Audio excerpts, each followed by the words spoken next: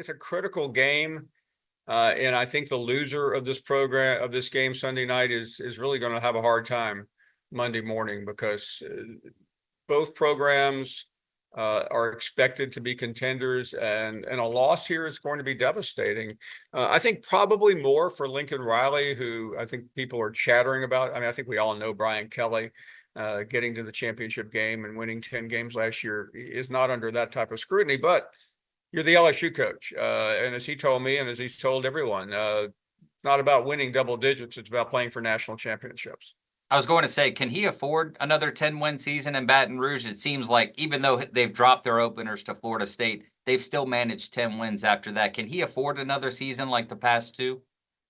I would urge him not to, but because that's the one thing I love about LSU fans is they're Saints fans and they're LSU fans, and they're one and the same. And the problem is, unlike a lot of places that view college differently, LSU fans don't. It's a professional team to them, so therefore the criticism sounds like you're at the Dome at the wrong end of a Sunday afternoon. I think it's what makes Louisiana so unique. There's no filter.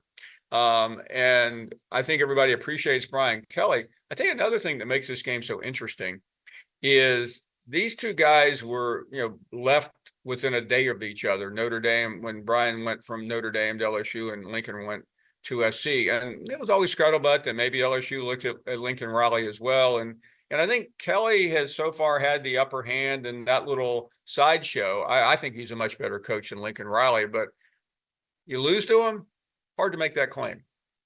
Well, on paper, LSU is a 4.5-point favorite right now, but I'm so worried about Lincoln Riley's air raid system going up against an LSU defense that pretty much returns a lot of the same faces that were there last year when they were, bottom fifth in Division I football in pretty much every statistical category. Yeah, I mean, the one thing that I think that's always an advantage when you play a Lincoln Riley team is he is not on speaking terms with the word defense, which reminds me of LSU a year ago. So I think that's really the defensive side of the ball is where this game is going to be won. I think both offenses will be good. I like LSU in the game. But I understand that it's not like it's not a lock. Okay. I mean, and I think as we've seen in the last couple of years with the Florida State games, I mean, 2 years ago came down to the final play.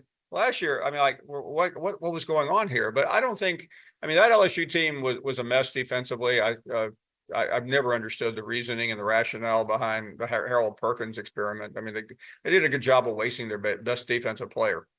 How much trust do you put in a guy like Blake Baker when you saw what he did with Missouri last year? They beat Ohio State in the bowl game, and then he comes back to LSU, who has a plethora of talent. I think everyone can agree on defense. How much do you trust him to be the right guy to fix that big problem that they had last year?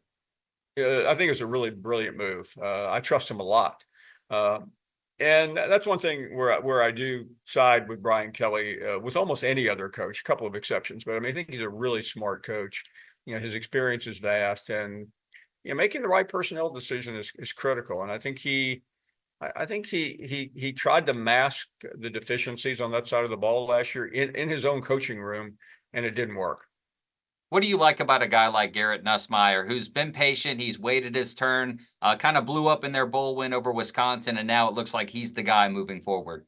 Well, I mean, let me not try not to overwhelm you with the football acumen line, but he has that. I mean, he's been around it his whole life, and I admire his patience, because not many players today, and I'm not talking about Arch Manning. I mean, that's kind of a 1 in a million, but most players are going to say, you know what, I've had enough of this. He's stuck with it, and nobody's ever due anything, but he really is due a big time season.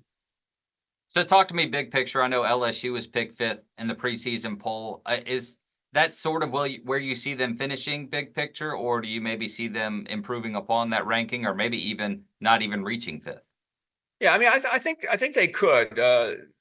Listen, every schedule has critical moments, and I think Sunday night is one of those, and I think another one is going to come against Alabama. I mean, the idea that Alabama is a must-win sounds crazy, but I think it is under the circumstances. And the game 2 years ago was epic. I mean, that was really the crescendo of Brian Kelly's tenure so far. And that needs to be replicated because there's so many other, I think, 50-50 games.